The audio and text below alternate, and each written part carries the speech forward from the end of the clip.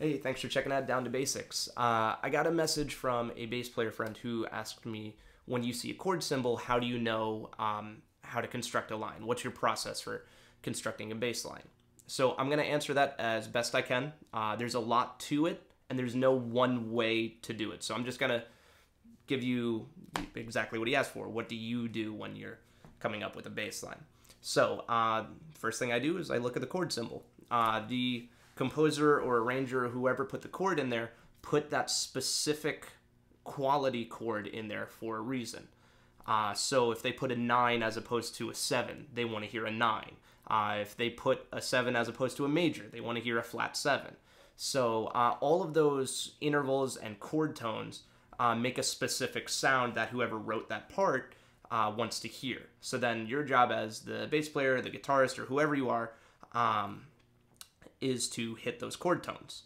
The creative part, the creativity, comes in with the rhythm and the technique and the tone and all kinds of cool things that you do. But the notes stay the same. The same notes I've got on my bass are the same notes that any other bass player has, same notes that a saxophone player has. Doesn't matter. So anyway, let's say I see an A9 chord. So I break that into its parts.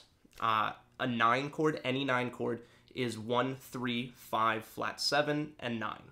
So in A, that would be, obviously starting with A, I would have an A, a C sharp, an E natural, a G natural, not a G sharp. A G sharp would be a major 7. I want a minor 7. So I've got my 1, 3, 5, and flat 7. A, C sharp, E, G natural, and then since it's a 9 chord, I also want to include a B, which is my 9. There's my 9. Cool. And there's my 9 chord. Okay, so if I'm constructing a bass line, I just want a cool rhythm on top of that chord with those chord tones. So let's see, if I'm using just 1, 5 octave and 9, let's see what I can do with that.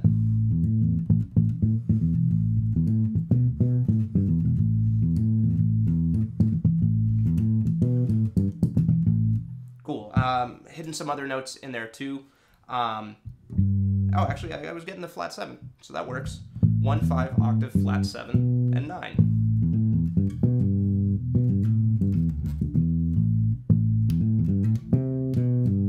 Now that note I hit right there technically is not in the chord. This is a flat 3. So I can still play a quote-unquote wrong note if I'm not putting a lot of weight on it, if I'm using it like a passing tone to a chord tone. Now this flat 3, or flat 10 technically, this flat 3 is right next to my 9, and I'm on a 9 chord, so I can play that. It makes it sound a little cooler than just, which, you know, a little hokey. I mean, the rhythm does that too, but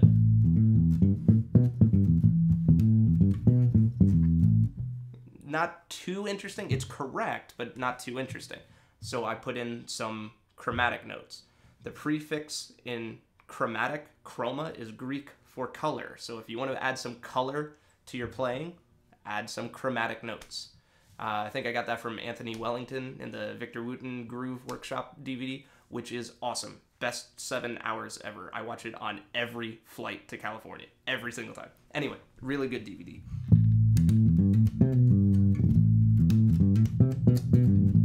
So there, I'm just using chord tones with one chromatic passing tone. Now another thing is I'm playing those kind of in the same order. With the exception of the octave, my 5th is always right here. My 9 is always right here. So what I can do, and what I think a lot of other musicians really should be doing, is playing those same intervals elsewhere on the neck or in different ranges. So this 9 up here, I can also play the B, or, well, I guess technically it's a 2, but it's still a 9. I can still play that note B over here. And it still fits in the chord. Same with the C sharp. Same with the E's. So I can use all of those notes. So I don't need to always hit the flat 7 after my root. Well, I'm in A and the scale goes... So my flat 7 has to be here, right? You don't have to play it there as long as it's that note, in this case a G. So I can use it going into the root.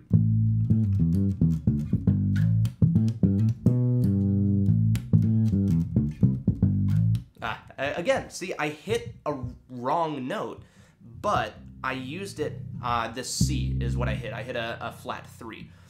This C, I used it as a passing tone rhythmically to my flat 7, and then back to the root. Kind of like that. Different rhythm, but still I wanted to put it in there. So that's kind of a cool example of not being afraid to hit wrong notes. It doesn't matter what the chord tells you if it sounds right. I mean, it does matter because, you know, you want to stay together and harmonically and melodically. You want the whole ensemble to be together. But it doesn't mean that you can't hit wrong notes. Just like that.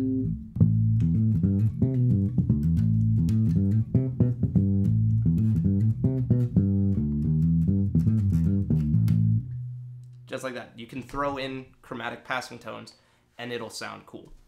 So that's kind of my process. I look at the chord symbol, I break it into its intervals, what makes up the chord, and then I just put a cool rhythm on top of it. That's really all I'm doing. And then when you mess around with it, you get different ideas, things come to your head.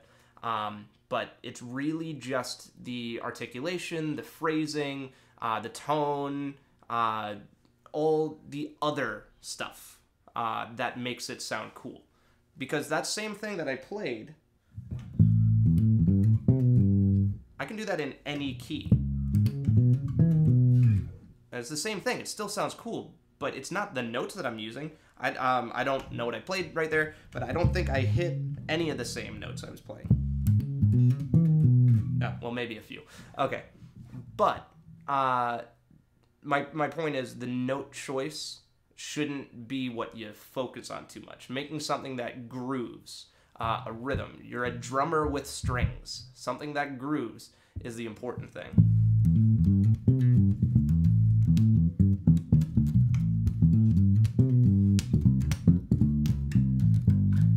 So even though I hit some minor thirds in there, it still sounds kind of cool because I'm using it leading into my chord tones. So there's a couple trips. It is a trip. There's a couple tricks up my sleeve that I use when I see a chord symbol, and hopefully that helps you constructing your lines. Thanks for watching. Let me know if you have any other questions. I'd be happy to make a video about anything.